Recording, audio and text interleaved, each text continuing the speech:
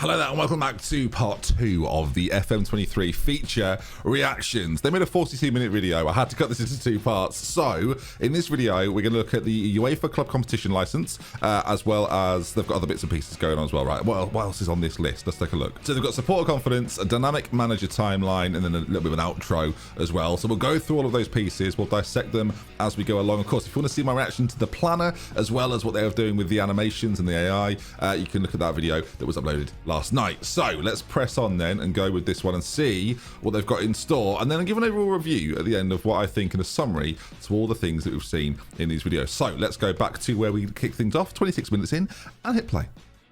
FM23 is on its way, as is the UEFA Club Competitions being fully licensed in this new game. Danny Quinn, the licensing producer, and Ria Graf, the junior game designer, join me now to celebrate that fact. Danny, talk to me about when you get a new license in FM and what that entails. Sure. Well, I mean, we've already got 600 odd clubs licensed in the game, 50 competitions. So generally, that must be quite a big job, Danny. Licensing producer, there must be a lot that goes on with that. We have a template to follow when we get a new licenser on board.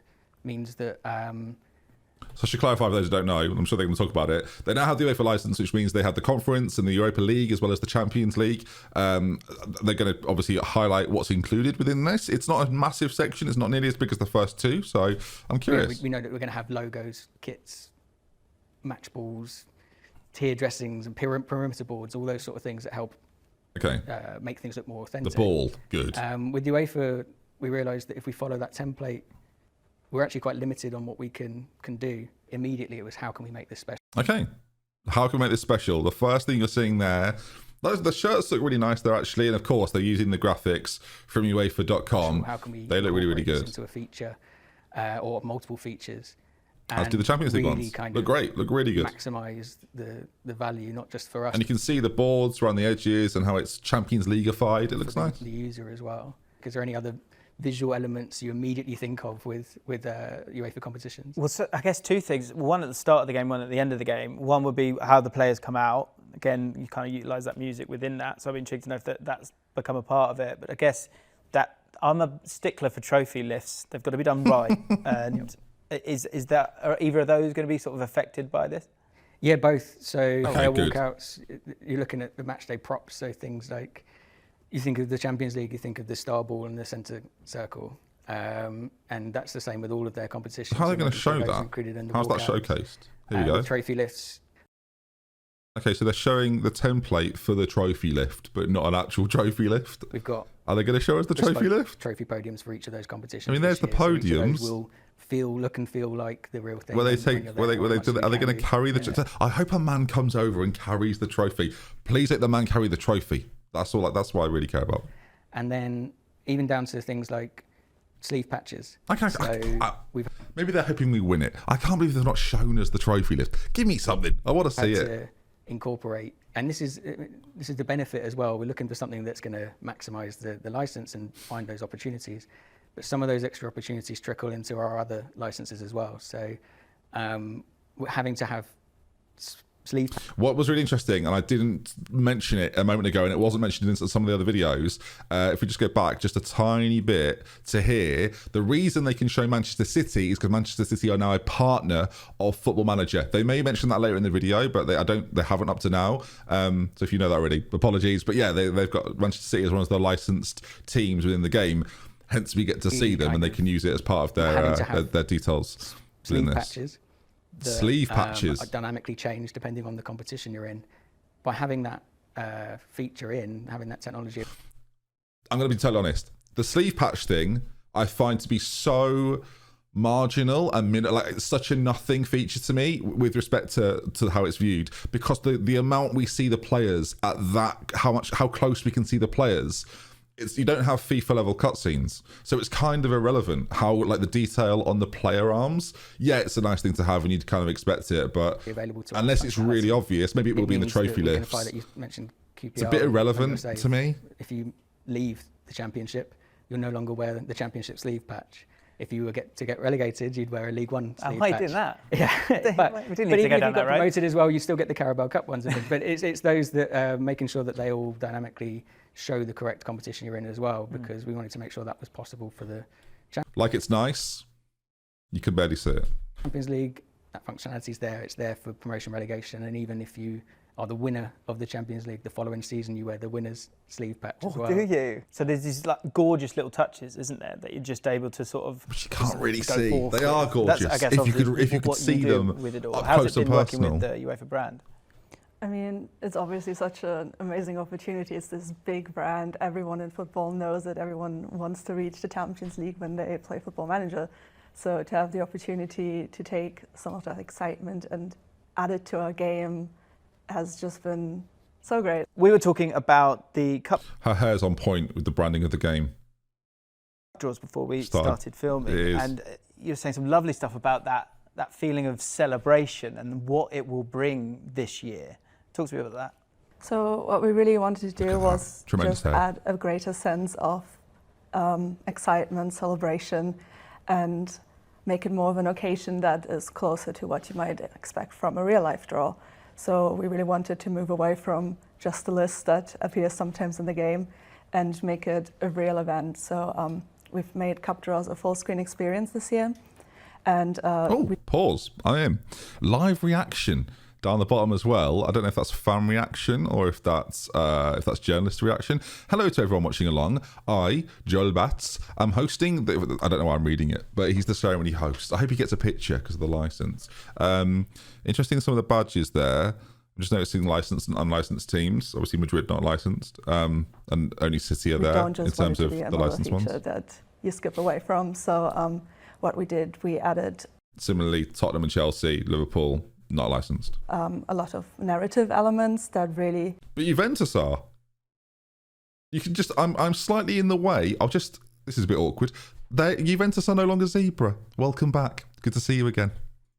Connected to the rest of the Football Manager world and the rest of your save. So it is something that actually evolves with you as well. So it will reflect your journey and where you started, where you are now, and establish a greater sense of history throughout. So you will have more context to the competitions, to the clubs you're facing against, and your own journey. So and for UEFA, that especially, it is a celebration. I'll be totally honest. Do we have that now? I can look at previous Champions Leagues, right, and look at the trees and stuff.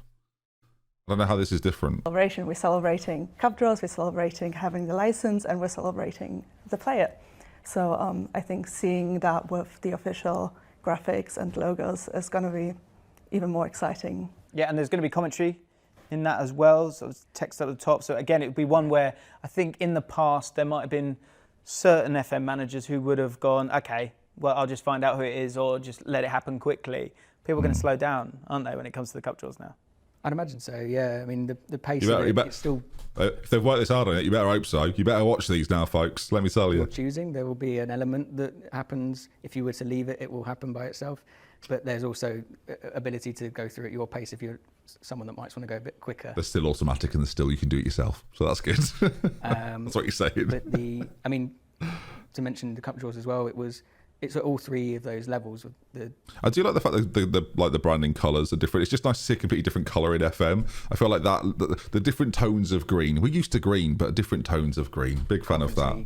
Orange. We've never had orange before, have we?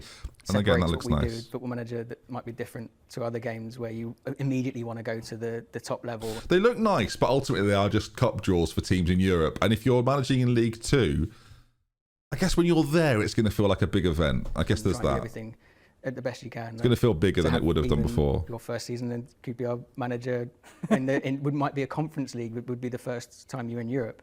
We want to make sure that feels as special because it's the first time there, and then the following season, there you are. Then it's Europa League, and then maybe that's what I said. That's what I said. Looking at, okay, now it's Champions League glory, but each time it feels increasingly more special. Okay, at every level. We agree. It turns out. As well.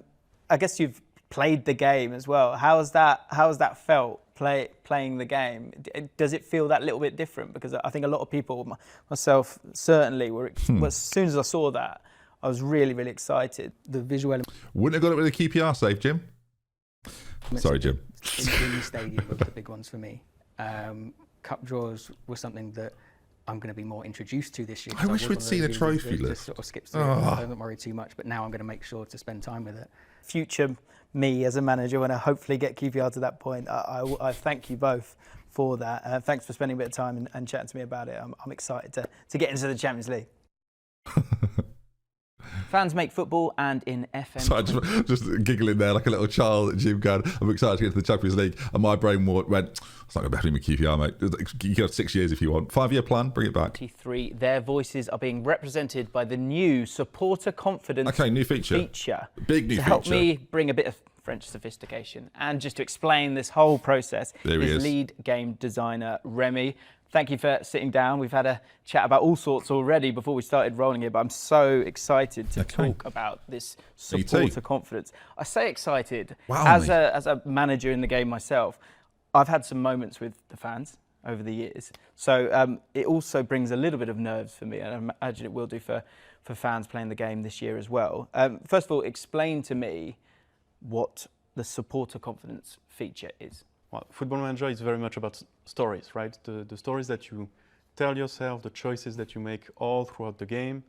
But these stories are not specifically about matches, not specifically about players. They're about the world of football. And when the design team really evaluated what was in and trying to amplify the stories that were already created by the players, the rationale here was fans are a big part of football. I'm going to speculate because I've not watched this yet. I assume they're going to get rid of the social feed, or at least change the social feed quite a lot, and allow fan engagement to be far more influential or just more noticed. I guess that's the question, isn't it? Will it matter more? They are not really a big part of the game yet. And this is something that we should probably work on, and this is what we did. So it was really about making sure that fans were represented in one way. They're going to have to decide how all the fans seem to them and replicate fan bases. Are they going to? I hope Twitter is still active, because that's terrifying. That would also impact directly the gameplay of the game and your choices. And visually, literally, as you see it within the game, how did you come up with that visual representation of it? So in the game, you're going to be able to see the breakdown of that fan base directly on screen. So when you're making the choice of which club you're going to manage, you're going to see like what's the proportion of a feature casual, video, hardcore, more fair weather type of fans as well. And there we go. Sorry, I know I sound impatient, but it's like he's talking through what we're looking at. Let's see it. So we have on the left-hand side, this is like the club vision stuff, which has been reworked. They've put the board vision on one side with the 5-year plan as normal, and then supporter feedback, which is stuff that so interesting. This is what they do. So the supporters judge you as much as the board judge you. So they look at things in a similar way, but the expectations of the supporter. So they've got cultural expectations. That's cool. So they are the expectations: finish above a league rival, for example, and become the best of the rest. So they're similar in terms of what they expect, but obviously rivalries play a bigger part in that as well now. Something that you're going to be like really just look at it in terms of. Oh my God. I'm in love with this. Let me look at all of it. So finances are in the bottom right. Season tickets, merchandises, match day income, fundraising, just so you know what's there. Then they've got favoured personnel, which is a little bit more focused in. Then you've got I'll use my mouse. Then you've got the rivals, again, quite obvious. And then this is amazing. Borussia Dortmund have a global fan base for being known for being very loyal, passionate and ambitious, with pressures to deliver success. They only have a very low level of influence on the board and feel the views are unlikely to have an impact on the board decisions. That obviously won't be the case for all of them, which is fascinating. You then have supporter profiles: hardcore, core, family, fair weather, corporate, casual, and then supporters' influence on the board, which I don't know how that's really benefit. That's a really cool way of showing that, by the way. I've just realised that works with that. Season ticket holders, social media presence. Fascinating to know if these are dynamic and change, especially this one, right? Based on the club's global support base, 22-23.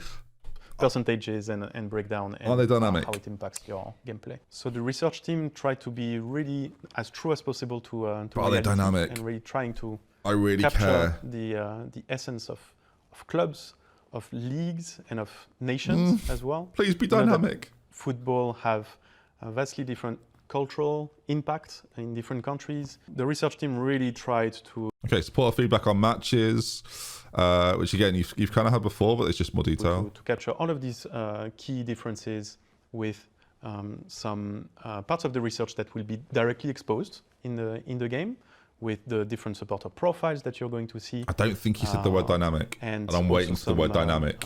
Some behind-the-scene attributes that. And when I mean dynamic, I'll be clearer with what I'm talking about. So if we just go back to this screen over, where is it? Somewhere. This screen here, the one I like, the one I got excited about. This one, I want to know if these can change. If you get more success, do you have more fair weather fans? Has it changed? If you have little success and the attendances go down, does the hardcore percentage increase? Things like that. That's what I need to know. In the feature team, we can use to really.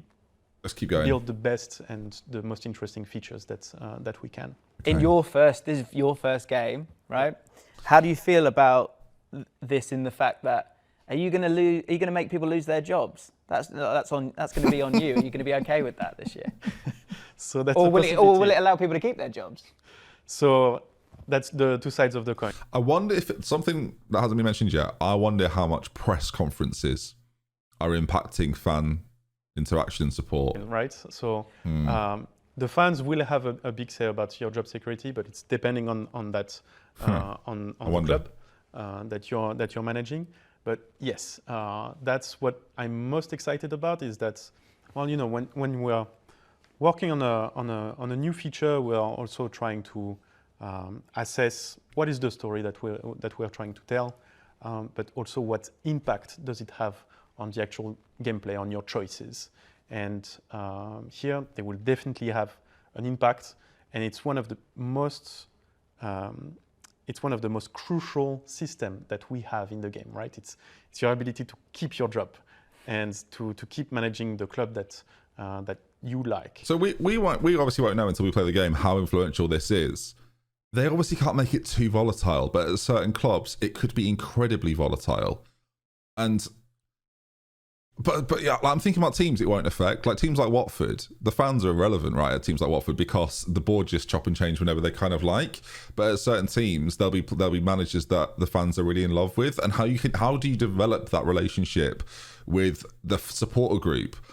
Is that, again, the only way you can really do that is probably through press conferences. And they have to become a bigger part. If you're ignoring the fans where they have a huge influence on the board, yes, that might put you in trouble. I think that sounds quite cool, right? But I don't know how much that will actually influence decisions are made compared to now. And that's the bit that I'm curious about and I would have questions about. All right, dynamic manager timelines up next. So I assume this is to do with club vision, but it's like manager vision? I don't know. One of the most visual additions to FM23 is the dynamic manager timeline. Ali Skews, the junior game designer, joins me now to talk through this. As we said, very, very visual element of the game this year. Tell me about it. Yeah, so basically what dynamic manager timeline is reframing what we consider milestones and achievements to be in FM. So right now it's a list of very objective milestones and achievements, so like winning the league, winning manager of the month. They're going to let us buy cars, aren't they? It's here. It's finally here. We've got all those kind of objective I'm joking. lists there. We wanted to include the subjective elements. Those are what really define the story. So we really wanted to reinforce those storytelling elements. Can this be louder? Really highlight to no. a player that every save is unique to them, really. So what can you expect to see in terms of this element, and when does it sort of arrive within the game? Yeah, so it comes in the end of season review. When we kind of talked about it, Oh, look at this. Okay, so the timeline is quite it's quite literally a timeline. For some reason I wasn't expecting it to be quite literally a timeline. So they're just pinpointing we were looking at moments of your journey, to be our right? favourite things in Football Manager. So tremendous service. It's like Thomas. Was that things that happen throughout your campaign as a manager?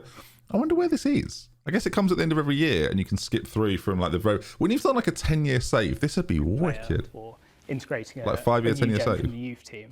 These are the things that like really excite us when we're making the game, and we wanted to have like a physical representation of that. So this is a kind of a new way of evoking some nostalgia, I would imagine, because also I guess in terms of, if it's 1 year, there's going to be so much that sort of comes at you. But once you've been managing 20 years. I don't know what your PB is in terms of how many seasons you've done on Football Manager, but as that goes along, that dynamic timeline is going to... It'd be good on Glory Hunter. Should have finished it this year.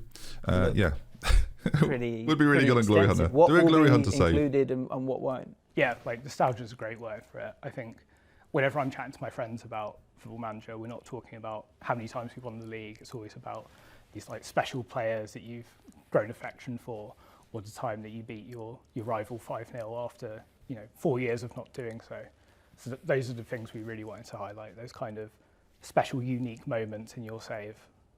Interesting. Do you know what would be really cool? Just for next year, if I could add things to the timeline that I think are important.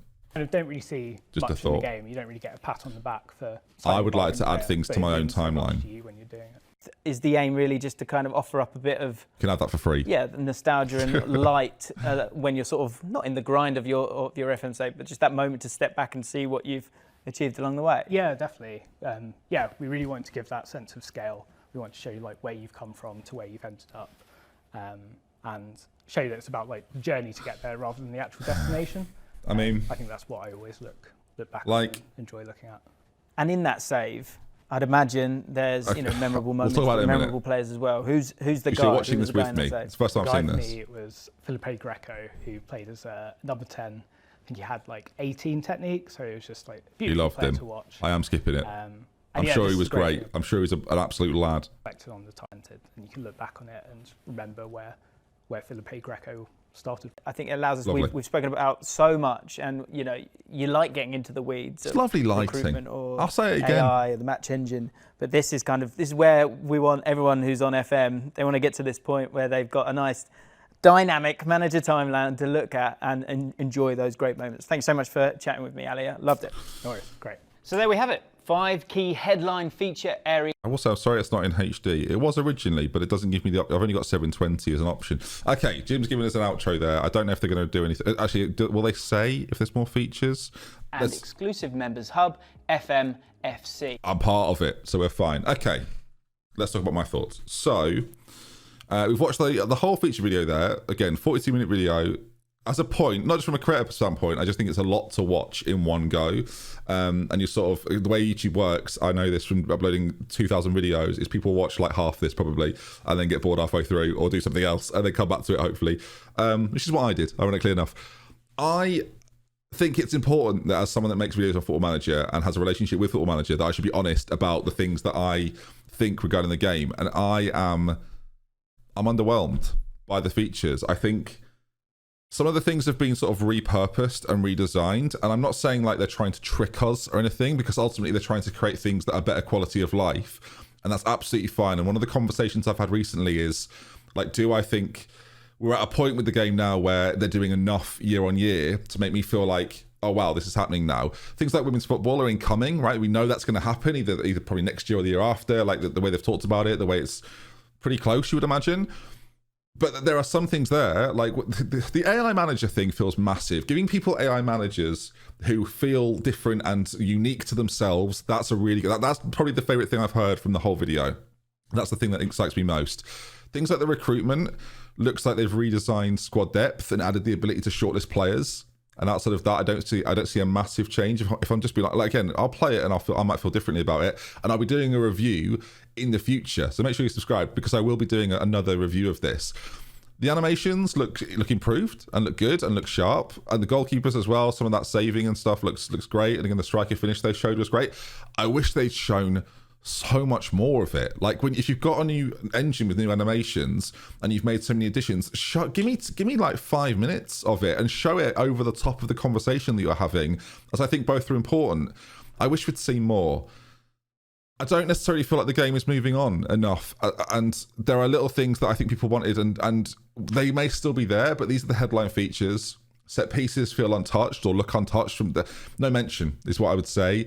Graphically, the game looks the same. The general UI looks very, very similar as well. I say very similar, looks the same. And there's lots of screens there, of course, we didn't see, right? Other than the defensive tactics stuff, we didn't see any offensive tactics. We didn't hear anything about new roles. The finances were left untouched. The fixture screen and the competition screen were left untouched. And I think that the thing people talk about, and I'm sure I've asked on Twitter, and I'm going to go through some of the comments on Twitter to see what you guys think of it, as well as some of your comments down below. We may make a second follow-up video about this. I've got an idea of doing a round table with me, Zealand, Leluja, and Work the Space, where we could sit around and maybe discuss some of this stuff.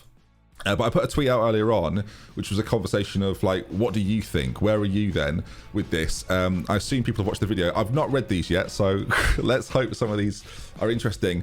But again, I have to be honest about it. I'm not in love with what they've announced. I'm not super excited about it. I'm intrigued and I'm interested, but I'm not like chomping at the bit to play it. I don't know. Maybe that'll change, right? And there's lots, and maybe I'm wrong. Again, we're going to go through and read some of the comments from other people here then. So over on Twitter, we've got some thoughts coming in hot. So a lot of talk about match engine, graphics engine, which seem all well and good, but we'll see how well it plays. No mention of skill moves. No, again, how we take on players hasn't been discussed at all. Johnny, lots of elements that will improve the story of the save. Perfect for creators like yourself. Can only deepen the levels of immersion. Match engine and graphics, I just don't think we've seen enough to fully judge. But this is the headline feature video. Do you know what I mean? If it's there, they would have shown it. You've got to think that they would have shown it. The squad planner seems a bit pointless update. Going off the video, it shows you what the squad depth screen essentially did. I understand there won't be huge differences, but some of these headline features just seem like they function with a different name. Sort of what I said a minute ago. We'll scroll down. We'll try and give as much as possible. Goalkeeper movements look worse. They didn't look worse. that bit's not true. UEFA competitions and additions look excellent. That look really cool. Again, I hope, and the squad stuff I hope is dynamic. Like, I'm desperate for that to be dynamic. I really hope it is. Football Manager's trending, so that's a good sign, right? Let's go through some more of these tweets from you guys.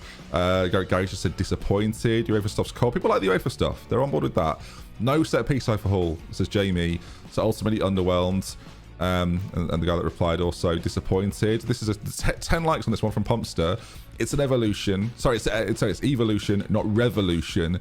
If these things are implemented well, we may not all appreciate the difference they make. I have to say the clips chosen for the match engine portion didn't really sell it in the way Nick and CJ did, who both did great jobs. Yeah, I'd agree. I think actually everyone that spoke did a pretty good job of explaining what they did and the way that they looked forward on it. I don't know. How do I feel? I'm not like, again, I'm not super excited about it. And I remember having a similar feeling last year about certain features, mainly the transfer deadline day stuff. And actually, I was thrilled with it. By the end of this year, I thought the transfer deadline day was some of the best stuff they did and changed, and the way that operated actually was brilliant. So maybe with some of these things, I'll feel slightly different about them in 2-3 months. But it's their job in a headline feature video to make you and me excited about it. And ultimately, I don't know how excited I am. I mean, I'm really interested to see what everyone thinks. I'm really interested. And I'm looking forward to the comments. So get involved and get down there. If you're like me and you're going to buy Football Manager anyway, you can do so and get it a little bit cheaper using my Fanatical link. In the links in the description, it's code FM23 Benjy. Over at Fanatical, you get 29% off, say 32 quid for the game. A bit of a bargain, really. And yeah, I'll see you soon for some more of this. Again, I might react to the overall thoughts of FM23. I mean, I'm intrigued, not excited. I think it's better to be honest.